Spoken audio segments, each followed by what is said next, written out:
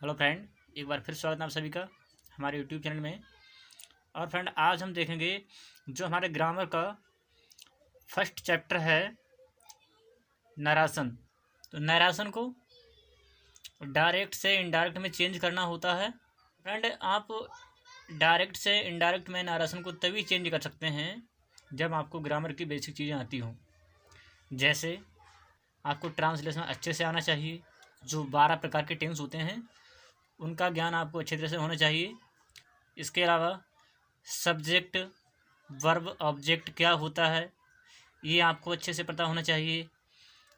इसके अलावा noun, pronoun, person तथा उनके केस, तो केस आपको अच्छे से आने चाहिए। यदि आपको इन सब चीज़ों का ज्ञान है, ट्रांसलेशन अच्छी प्रकार से आता है, तभी आप डायरेक्ट से इनडायरेक्ट में चेंज कर सकते हैं। नहीं तो आप डायरेक्ट से इनडायरेक्ट में चेंज नहीं कर सकते हैं। तो चलिए फ्रेंड, पढ़ते हैं नैरेशन, जो हमारा आज का टॉपिक है।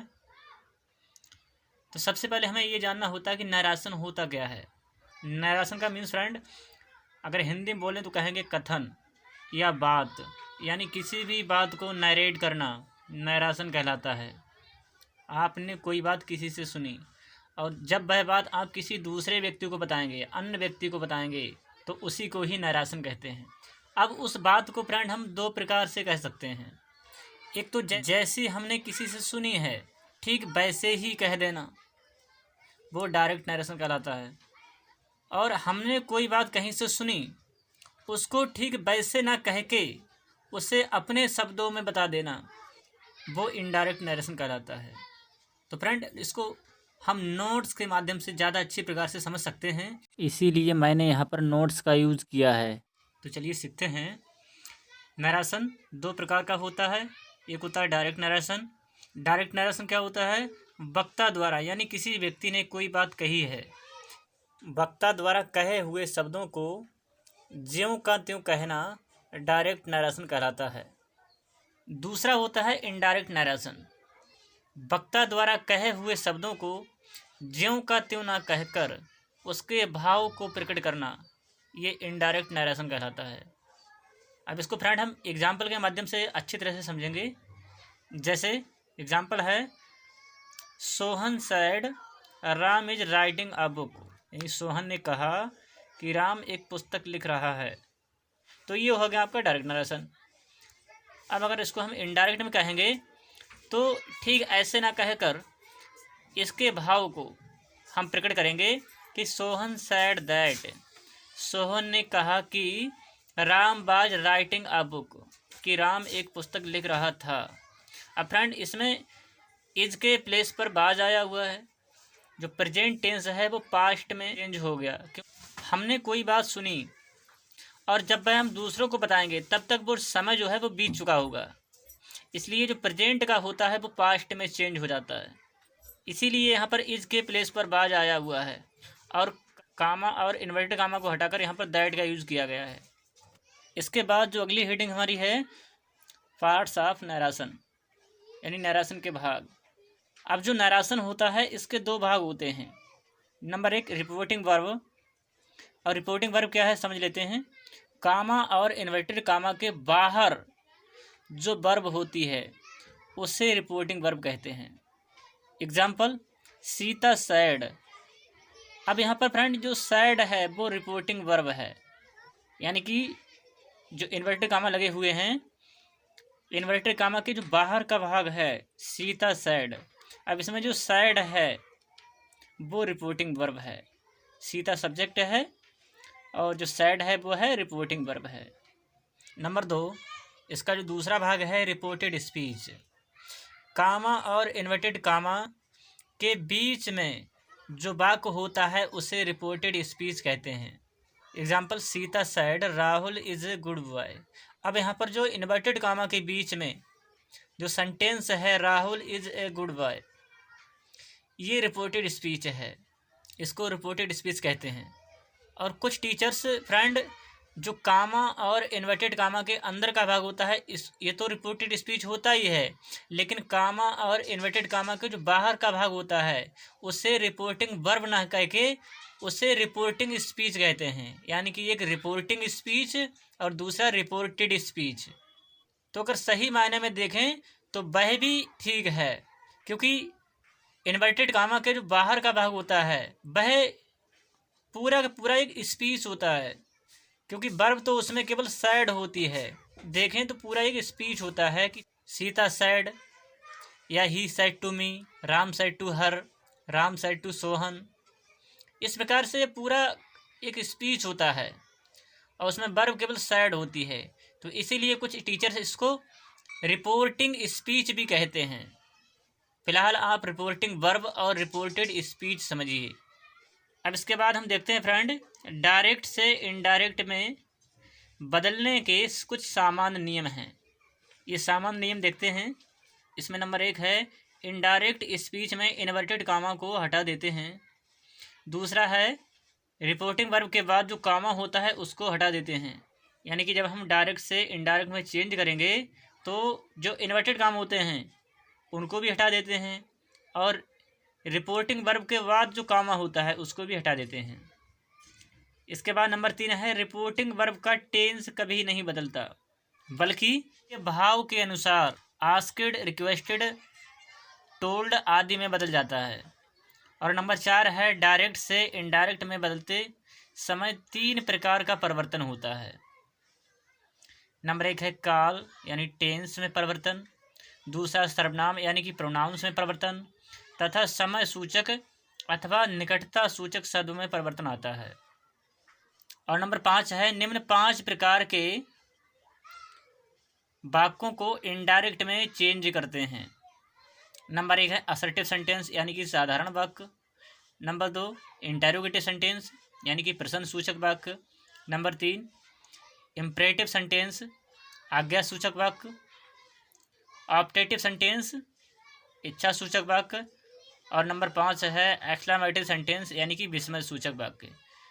इन 5 प्रकार के वाक्यों को हम डायरेक्ट से इनडायरेक्ट में बदलते हैं। तो सबसे पहला है असर्टिव सेंटेंस यानी कि साधारण वाक्य।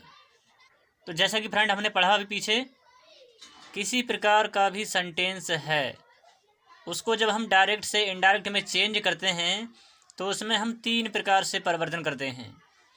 जिसमें नंबर 1 है टेंसेस में परिवर्तन, दूसरा होता है प्रोनाउन में परिवर्तन, और तीसरा होता है समय सूचक या निकटता सूचक शब्दों में परिवर्तन। तो अभी फ्रेंड सबसे पहले हम टेंस में परिवर्तन संबंधी नियम, rules for the change of the tenses.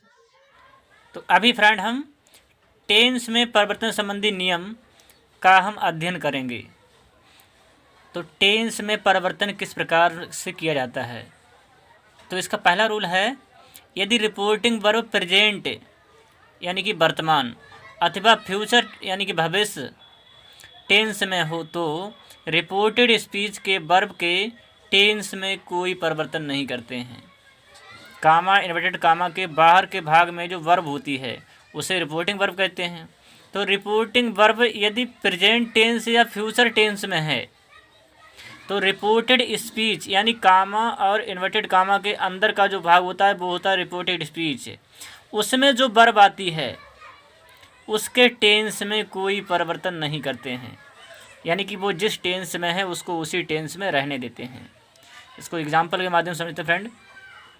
Meera says Neha is reading a book. अब देखिए फ्रेंड, यहाँ पर इस सेंटेंस में जो रिपोर्टिंग वर्ब है सेज, ये प्रेजेंट टेंस में है, और इसके ऊपर वाला जो फर्स्ट रूल है वो कहता है कि रिपोर्टिंग वर्ब यदि प्रेजेंट टेंस में हो तो रिपोर्टेड स्पीच में जो वर्ब होती है उसमें कोई भी चेंजिंग नहीं होती है।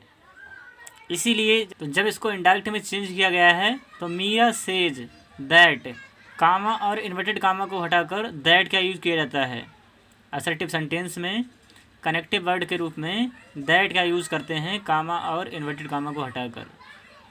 उसके बाद फ्रेंड देखिए, अब चूँकि इसमें रिपोर्टिंग वर्ब प्रेजेंट टेंस में है इसीलिए जो रिपोर्टेड स्पीच में जो वर्ब है इज रीडिंग, इसमें भी कोई चेंज नहीं किया गया है, ऊपर वाले सेंटेंस में जो इज रीडिंग है उसको नीचे भी इज रीडिंग ही राइट किया गया है, यानी कि उसमें कोई भी चेंज नहीं आता है। देखिए फ्रेंड, जैसा कि नोट में बताया गया है, नीचे नोट राइट किया हुआ है कि डायरेक्ट से इनडायरेक्ट में बदलते समय असर्टिव सेंटेंस में कामा और इन्वर्टेड कामा को हटाकर कनेक्टिव वर्ड दैट का प्रयोग करते हैं। इसके और एग्जांपल देखते हैं फ्रेंड। मोहन विल से आशा इज़ वेरी इंटेलिजेंट। अब मोहन विल से यानी कि मोहन कहेगा, इसका मीन्स क्या है फ्रेंड कि यहाँ पर जो रिपोर्टिंग वर्ब है वो फ्यूचर टेंस में है। आशा इज़ वेरी इंटेलिजेंट, मोहन कहेगा कि आशा बहुत ही बुद्धिमान है। तो जब इसको इनडायरेक्ट में चेंज करेंगे तो Mohan will say that, comma inverted comma को हटाकर दैट का यूज़ करते हैं, और आशा इज वेरी इंटेलिजेंट यानी इसमें कोई भी चेंज नहीं होता है, क्योंकि यहाँ पर रिपोर्टिंग वर्ब जो है वो फ्यूचर टेंस में है। इसलिए रिपोर्टिंग स्पीच की जो वर्ब है इसमें भी कोई भी चेंज नहीं किया गया है।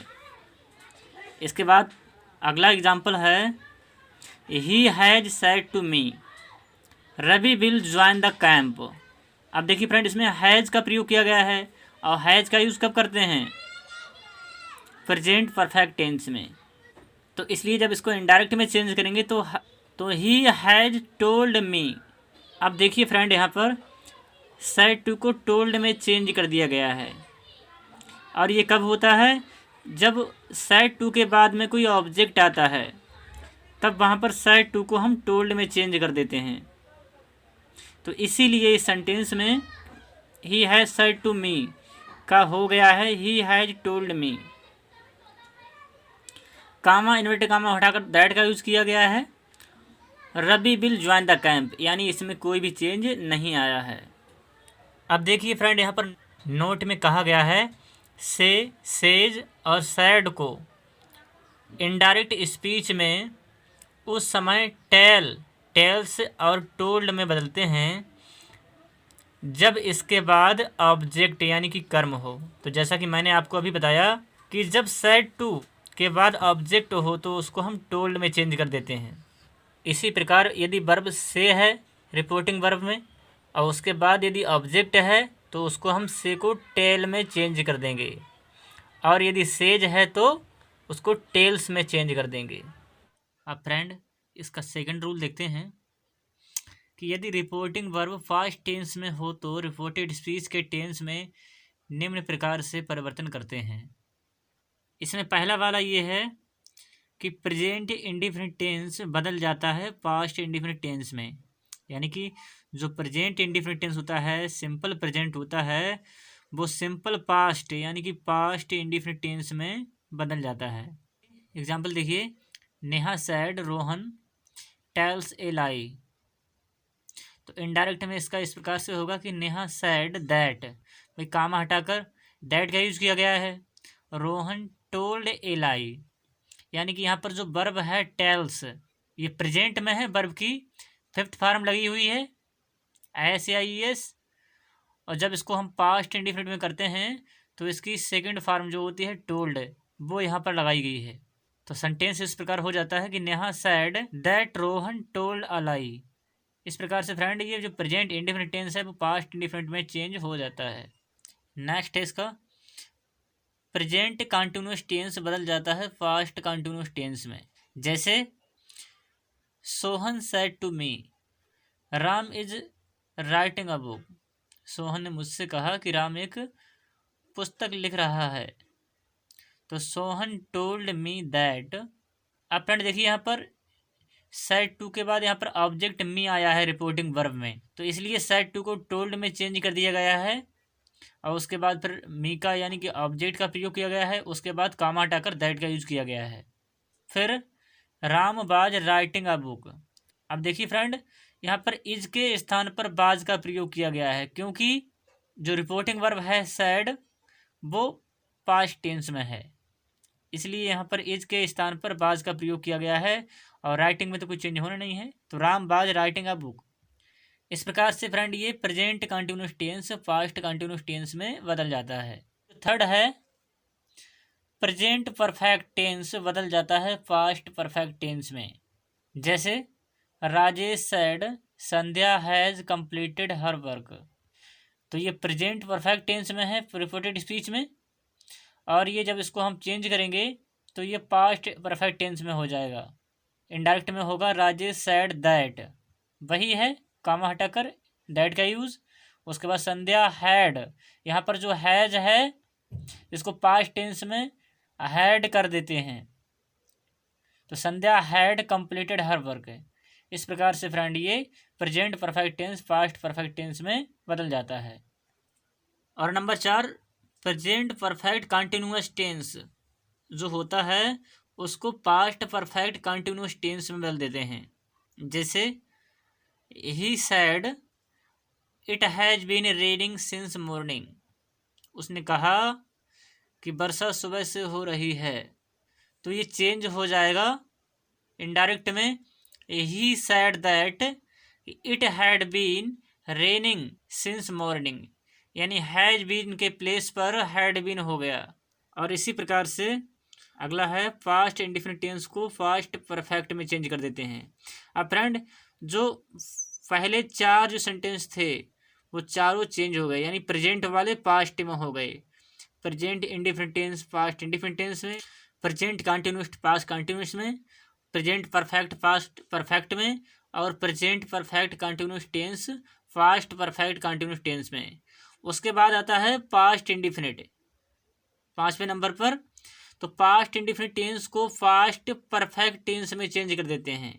एग्जाम्पल देखिए, he said the horse died in the night, ये पास्ट इंडिफिनिट टेंस का सेंटेंस है, और जब इसको इनडायरेक्ट में चेंज करेंगे तो ये पास्ट परफेक्ट में चेंज कर दिया जाता है।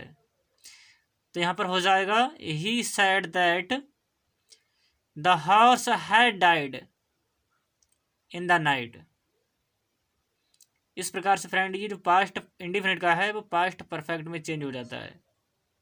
और उसके बाद 6 नंबर पर है पास्ट कंटिन्यूअस टेंस को फास्ट परफेक्ट कंटिन्यूअस टेंस में चेंज कर देते हैं। यानी कि जो पास्ट कंटिन्यूअस होता है बाज बर वाला, उसको हम पास्ट परफेक्ट कंटिन्यूअस टेंस में चेंज कर देते हैं हैड बीन वाले में।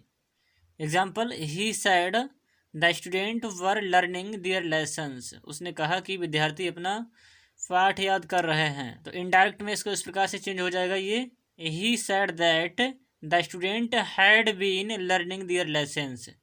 तो इस प्रकार से फ्रेंड ये फास्ट कंटिन्यूअस टेंस को फास्ट परफेक्ट कंटिन्यूअस टेंस में चेंज कर दिया जाता है। और उसके बाद नंबर 7 पर जो है कि पास्ट परफेक्ट टेंस तथा पास्ट परफेक्ट कंटिन्यूअस टेंस में कोई परिवर्तन नहीं होता है।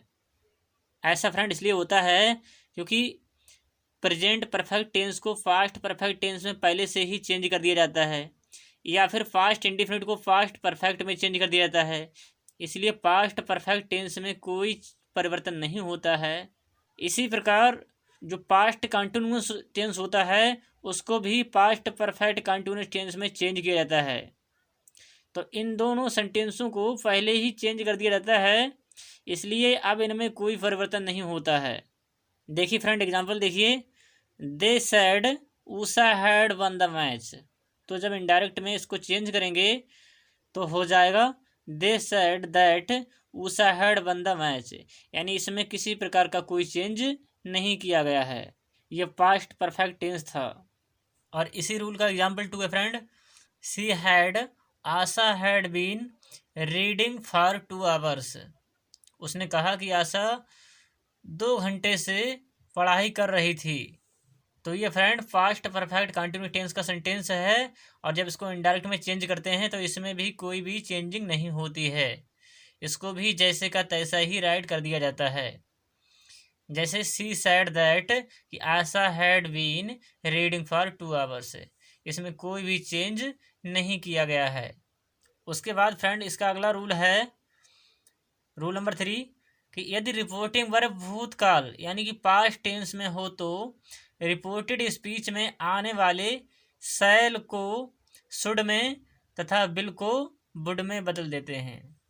अब फ्रेंड ये तो आपको पता ही होगा कि शैल और विल का यूज होता है वो फ्यूचर टेंस में होता है। इसका मीन्स ये हुआ कि फ्यूचर टेंस में चाहे वह कोई सा फ्यूचर टेंस हो, फ्यूचर इंडिफिनिट हो या फ्यूचर कंटिन्यूस हो, फ्यूचर परफेक्ट हो, या फ्यूचर परफेक्ट कंटिन्यूस टेंस हो, कोई सा भी फ्यूचर टेंस हो, उसमें हमें कुछ नहीं करना है। बाकी सारी चेंजिंग सब सेम होंगी, केवल उसमें जो विल या शैल होता है तो शैल को शुड में और विल को वुड में चेंज कर देना है। एग्जाम्पल देखिए friend, I said I shall play, मैंने कहा कि मैं खेलूंगा।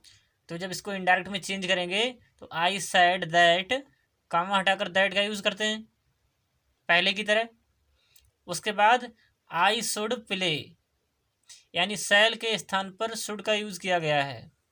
नेक्स्ट रूल है कि यदि रिपोर्टिंग वर्ब भूतकाल यानी कि पास्ट टेंस में है तो रिपोर्टेड स्पीच में आने वाले कैन को कुड में तथा मे को माइट में बदल देते हैं, लेकिन must, ought to, could, would, might, had better तथा यूज टू में कोई परिवर्तन नहीं करते हैं।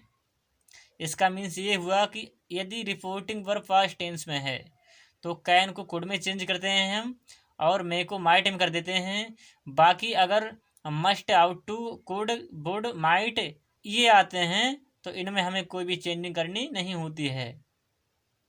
एग्जाम्पल देखिए friend, I said I can jump into river, तो जब इसको इनडायरेक्ट में चेंज करेंगे तो आई sad that I could jump, यानी कैन के प्लेस पर कुड का यूज़ किया गया है, इनटू रिवर।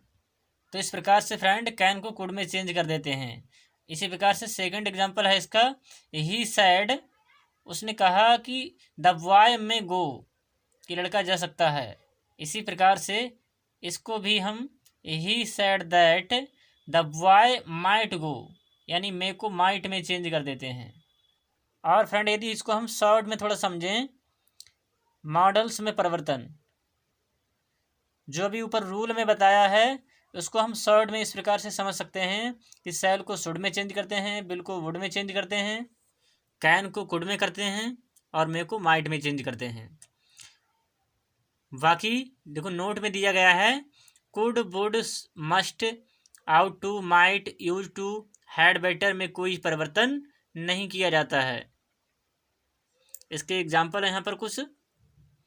फर्स्ट एग्जाम्पल है, the teacher sad Ram must awarded, तो जब इनडायरेक्ट में इसको चेंज करेंगे तो द टीचर सैड दैट, कि राम मस्ट बी अवॉर्डेड, यानी इसमें कोई भी चेंज नहीं किया गया है, मस्ट का मस्ट ही रहने दिया गया है।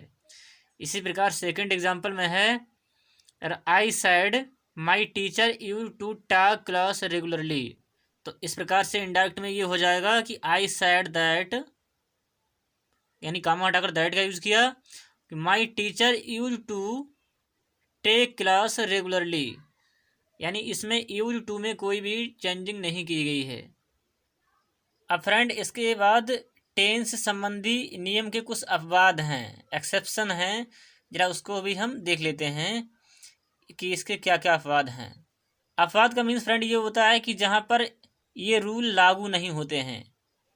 तो देखते हैं कि रिपोर्टिंग वर्ब के पास्ट टेंस में होते हुए भी निम्न दशा में रिपोर्टिंग स्पीच का टेंस नहीं बदलता है। इसका मीन्स ये है कि ऐसी कुछ दशाएं हैं, स्थितियां हैं जहां पर रिपोर्टिंग वर्ब पास्ट टेंस में होगी, लेकिन फिर भी रिपोर्टेड स्पीच में जो वर्ब होगी उसके टेंस में कोई भी चेंजिंग नहीं होती है। तो ऐसी कौन कौन सी दशाएं हैं तो ज़रा हम देख लेते हैं, जिनमें सबसे पहली है यूनिवर्सल ट्रूथ, यानी कि सार्वभौमिक सत्य।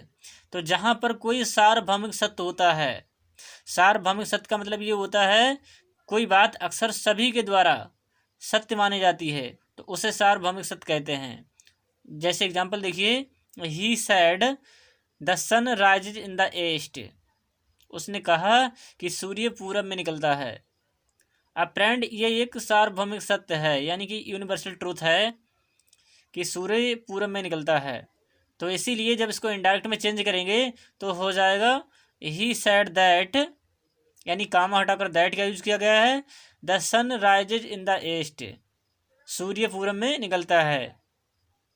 यानी कि इसमें जो वर्ब है राइजेज, इसमें कोई भी चेंजिंग नहीं की गई है। ये सेंटेंस है वो प्रेजेंट इंडिफिनिट टेंस का है, तो वैसे present indefinite tense past indefinite में चेंज हो जाता है, लेकिन अगर पास्ट इंडेफिनिट टेंस में हो जाएगा तो इसका मीन्स ये हो जाएगा कि उसने कहा कि सूर्य पूरब में निकलता था। तो निकलता था इसका मतलब ये है कि अभी नहीं निकलता है क्या, जबकि ऐसा नहीं है। तो इसीलिए ये एक सार्वभौमिक सत्य है और इसमें रिपोर्टिंग वर्ब पास्ट टेंस में होते हुए भी रिपोर्टेड स्पीच की जो वर्ब है राइजेज, इसमें कोई भी चेंज नहीं आया है। नेक्स्ट है हैबिचुअल फैक्ट, यानी कि आदत संबंधी तथ्य। तो जब कहीं आदत संबंधी बात आती है वहाँ पर भी रिपोर्टिंग वर्ब पास्ट टेंस में होते हुए भी रिपोर्टेड स्पीच की जो वर्ब होती है उसमें कोई भी चेंज नहीं होता है। जैसे हरी सेड टू रवि, हरी ने रवि से कहा डॉग्स बार्क एट स्ट्रेंजर्स, हरी ने रवि से कहा कि कुत्ते अजनबियों पर भौंकते हैं। तो जब इसको इनडायरेक्ट में चेंज करेंगे तो सैड का टोल्ड हो गया है फ्रेंड, इसमें देखिए क्योंकि यहाँ पर ऑब्जेक्ट रवि है। तो जब जहाँ पर ऑब्जेक्ट का यूज़ हुआ होता है तो वहाँ पर सैड टू टोल्ड में चेंज हो जाता है। ये तो आपको बता ही दिया गया है पहले से ही। और काम हटाकर दैट का यूज़ किया गया है। उसके बाद डॉग बार्क एट स्ट्रेंजर, यानी रिपोर्टेड स्पीच में जो वर्ब है बार्क, इसमें कोई भी चेंज नहीं आया है क्योंकि कुत्ते जो हैं वो अजनबियों पर हमेशा भौंकते हैं। ऐसा नहीं है कि पहले भौंकते थे अब नहीं भौंकते हैं। तो इसलिए जहाँ पर हैबिचुअल फैक्ट है वहाँ पर भी रिपोर्टिंग वर्ब पास्ट टेंस में होते हुए भी रिपोर्टेड स्पीच की जो वर्ब होती है उसमें कोई भी चेंज नहीं आता है। और इसका थर्ड अपवाद है कहावत, यानी कि प्रोवर्ब। तो जब कहीं पर प्रोवर्ब की बात होती हो यानी कहावत की बात होती हो वहाँ पर भी ये रूल लागू नहीं होता है। जैसे एग्जांपल देखिए, ही सैड, उसने कहा ऑनेस्टी द बेस्ट पॉलिसी, ईमानदारी सबसे अच्छी नीति होती है। तो जब इसको इनडायरेक्ट में चेंज करेंगे तो ही सैड दैट, उसने कहा कि honesty is the best policy, यानी कि इसमें कोई भी चेंज नहीं आया है इज में। तो जब कभी प्रोवर्ब की बात आती हो वहाँ पर भी हम रिपोर्टेड स्पीच की जो वर्ब होती है उसमें कोई भी चेंज नहीं करते हैं। और इसका फोर्थ एक्सेप्शन है हिस्टोरिकल फैक्ट, यानी कहीं पर यदि ऐतिहासिक घटना की बात होती हो, हिस्टोरिकल फैक्ट की बात होती हो, वहाँ पर भी फिर हम रिपोर्टिंग वर्ब पास्ट टेंस में होते हुए भी रिपोर्टेड स्पीच की जो वर्ब होती है उसमें कोई भी चेंज नहीं करते हैं। The teacher sad Samudragupta is called the Napoleon of India, teacher ने कहा कि समुद्रगुप्त को भारत का नेपोलियन कहा जाता है। तो जब इसको इनडायरेक्ट में चेंज करेंगे तो ये हो जाएगा द टीचर सैड दैट। अब फ्रेंड यहाँ पर सैड भी कह सकते हैं और सैड नहीं तो सैड के प्लेस पर स्टेटेड भी यूज़ कर सकते हैं हम, क्योंकि टीचर ने यहाँ पर इस घटना को बताया है तो इसलिए यहाँ पर सैड के प्लेस पर हम स्टेटेड भी कर सकते हैं। तो teacher stated that Samudragupta is called the Napoleon of India. तो इसलिए भाई इसमें हम ऐसा नहीं कह सकते हैं कि समुद्रगुप्त को भारत का नेपोलियन कहा जाता था, ऐसा हम नहीं कह सकते हैं, वो तो हमेशा कहा जाएगा नेपोलियन ऑफ इंडिया। इसीलिए रिपोर्टेड स्पीच की जो वर्ब है इसमें कोई भी चेंज नहीं किया जाता है। तो इस प्रकार से फ्रेंड टेंस से संबंधी जितने भी चेंजेस थे वो इस वीडियो में हमने कंप्लीट कर दिए हैं। इसके बाद नेक्स्ट वीडियो में हम प्रोनाउन में चेंजिंग किस प्रकार से किया जाता है ये हम बताएंगे। आशा है फ्रेंड आपको वीडियो पसंद आई होगी। वीडियो अच्छी लगे तो वीडियो को लाइक करें और अपने फ्रेंड्स में शेयर करें। फ्रेंड यदि चैनल पर नए हैं तो चैनल को सब्सक्राइब कर लें और बेल आइकन प्रेस कर लें। मिलेंगे नेक्स्ट वीडियो में, तब तक के लिए जय हिंद। Thanks for watching.